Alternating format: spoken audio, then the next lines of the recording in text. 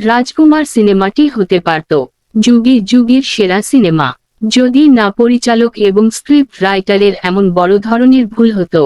আজকে এই ভিডিওতে জানাবো রাজকুমার সিনেমার অনেকগুলো নেগেটিভ পয়েন্ট, যেগুলোর কারণে সিনেমার কিছু নেগেটিভ কমেন্ট চর্চায় এসেছে। এত পজিটিভ বিষয়গুলোকে একেবারে পিছনে ফেলে দিবে কিছু নেগেটিভ বিষয়। প্রথম হতাশার নাম হচ্ছে সিনেমার অ্যাকশন দৃশ্য। এই সিনেমায় অ্যাকশন দৃশ্য ছিল মাত্র একটা। রাজকুমার সিনেমাতে অ্যাকশন দৃশ্য টোটালটাই শুট করা হয়েছে স্লো মোশনে। এই সিনেমাতে অ্যাকশন দৃশ্যের বাজেট কিন্তু কম ছিল না, আয়োজনও কম ছিল না, তবে সবকিছু মাটি করে ফেলেছে।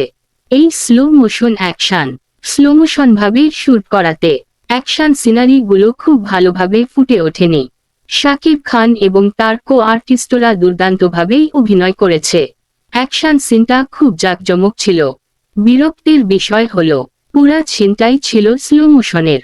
অ্যাকশন দৃশ্যতে শাকিব খানের লাথি দেওয়ায়, ঘুষি দেওয়ার সবকিছুই স্লো ছিল।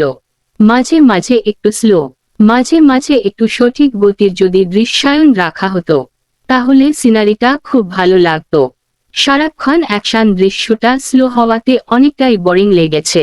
আমাদের কথার সাথে সকল সাকিবিয়ানরা একমত হবে। এই মুভিটাতে কোনো রকম টুইস্ট টার্ন পাইনি। পুরো সিনেমাটাই ছিল ফ্যামিলি ড্রামার উপর। কিছুটা টুইস্ট টার্ন থাকলে রাজকুমার সিনেমা আরো সামঞ্জস্যপূর্ণ লাগতো। কেননা রাজকুমার সিনেমাটিতে একটি হলিউড ভাইব তো ঠিকই ছিল, এবং অভিনয়ের ক্যারেক্টারগুলোও খুব সুন্দর ছিল। যাদেরকে অভিনয় নেওয়া হয়েছে তারা খুব ভালোভাবে অভিনয় প্লে করতে পেরেছে। অভিনয়ের লোকেশনগুলো একদম টপ লেভেলে ছিল।